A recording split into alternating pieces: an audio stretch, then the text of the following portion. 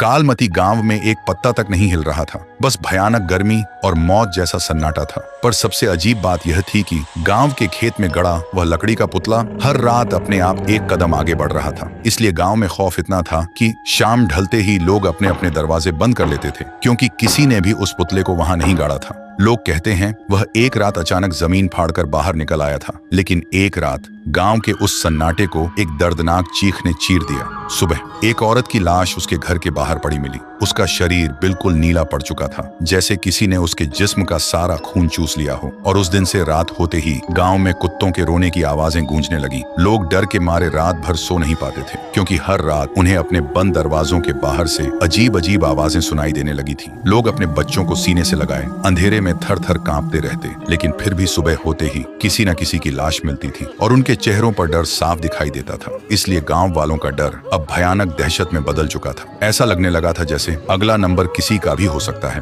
फिर एक दिन सब मिलकर सरपंच के पास आकर विनती करने लगे, ये सब कैसे रोका जाए। गांव वालों की दहशत देखकर सरपंच ने आखिरकार रात में एक तांत्रिक को बुलाया। तांत्रिक ने आते ही महसूस किया जैसे किसी ने वहां की हवा से जिंदगी ही निचोड़ ली हो। फिर वह अपनी आंखें बंद करता है और देखता है कि कुछ वक्त पहले चांदनी नाम की लड़की अपनी बीमार माँ के लिए रात के अंधेरे में दूसरे गांव से वैद्य को बुलाने जा रही थी। लेकिन कुछ दूर जाते ही उसके सामने सरपंच का बेटा आया और उसके साथ दरिंदगी की। फिर उसे मारकर खेत में फेंक दिया। उधर बेटी के इंतजार में बीमार माँ ने भी तड़प कर दम तोड़ दिया। लेकिन चांदनी की आत्मा बदले की आग में उस खेत में रखे उस पुतले में कैद हो गई थी और तब से वह पूरे गांव को मिटा देना चाहती है। यह नजारा देखकर तांत्रिक की रूह कांप उठी। फिर उसने गांव वालों के सामने सारा सच बता दिया। सच सुनते ही सरपंच का सिर शर्म के मारे झुक गया। अगली सुबह गांव वालों की भीड़ उस खेत के किनारे खड़ी थी। भीड़ के आगे सरपंच था और उसके पैरों में गिड़गिड़ाता हुआ उसका अपना बेटा। सरपंच की आंखों में आंसू थे, पर हाथ में एक कुल्हाड़ी थी।